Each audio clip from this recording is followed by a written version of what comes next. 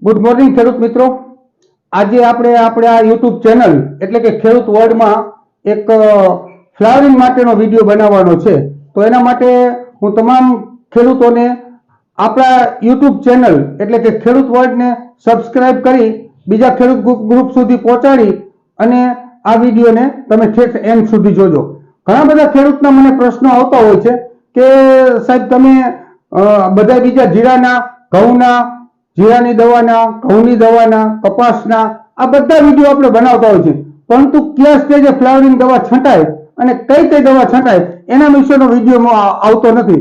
તો ખેડૂત મિત્રો આમાં એવું છે કે ફ્લાવરિંગ સ્ટેજમાં જ્યારે કોઈ પણ પાક આવે ત્યારે હંમેશા એને દવા છાંટવાની હોય છે। તો ખેડૂત મિત્રો તમે જોતા જ હશો કે કઈ અવસ્થામાં ક્યારે દવા છાંટવી।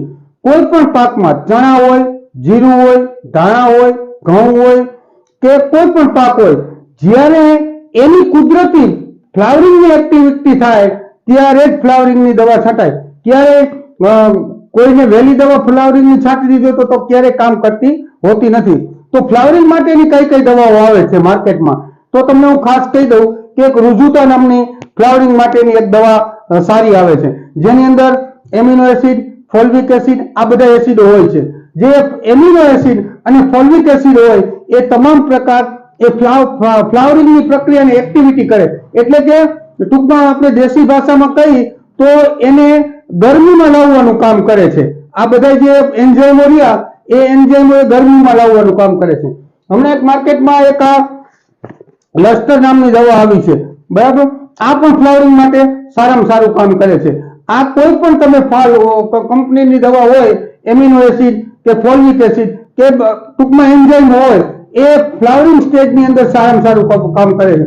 તો એ દવા છાંટવી ક્યારે, તો હું તમને કહું કે ચણામાં તમારે એનો સ્પ્રે કરવો છે તો ચણાની અંદર 90% ફ્લાવરિંગ ચાલુ થઈ ગયું હોય, 90% ફ્લાવરિંગ હોય અને પોપટા બંધાતા હોય અને ફાલની અવસ્થા હોય ત્યારે તમારે રુજુતા છે, લસ્ટર છે, આ બધી દવા છે એ એક પંપની અંદર 8 થી 10 નું પ્રમાણ નાખી અને ઘાટો સ્પ્રે મારી દેવાનો, પણ ક્યારે કે 90% ફ્લાવરિંગ ચાલુ થઈ ગયું હોય ત્યારે। બીજું હવે જીરાની અંદર કઈ રીતે ક્યારે દવા છાંટવી, તો જીરાની અંદર સંપૂર્ણ ડોડી અવસ્થામાં આવી ગયું હોય ત્યારે આ ફ્લાવરિંગની દવા 10 નું પ્રમાણ નાખી અને છાંટવી।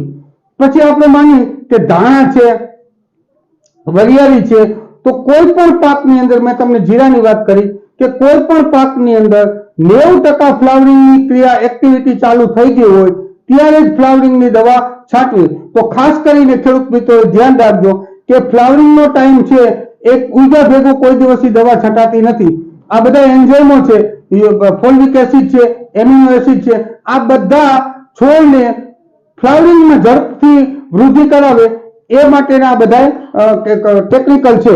તો જ્યારે તમે ફ્લાવરિંગ માટેની દવા છાંટો ત્યારે એને આ ખાસ ધ્યાન રાખવાનું કે ફ્લાવરિંગનો ટાઈમ જોઈ જોવાનો, ફ્લાવરિંગનો ટાઈમ આવ્યો હોય ત્યારે જ એમાં છાંટવી। ઘણા બધા ખેડૂત મિત્રો મને પૂછતા હોય કે એમાં જિબ્રાલિક એસિડ અમે છાંટવી, તો ખેડૂત મિત્રો જિબ્રાલિક એસિડ છે એ ટૂંકમાં મૂળની એક્ટિવિટી માટે વનસ્પતિના ઈ ઉત્સેચક છે કે રૂટ એક્ટિવિટીનું કામ કરે, એ છોડને વૃદ્ધિ કરાવવાનું કામ કરે છે, નહીં કે છોડને ફાલની પ્રક્રિયામાં ડાયવર્ટ કરવાનું। એટલે ખેડૂત મિત્રો ખાસ તમે આ ધ્યાન રાખજો।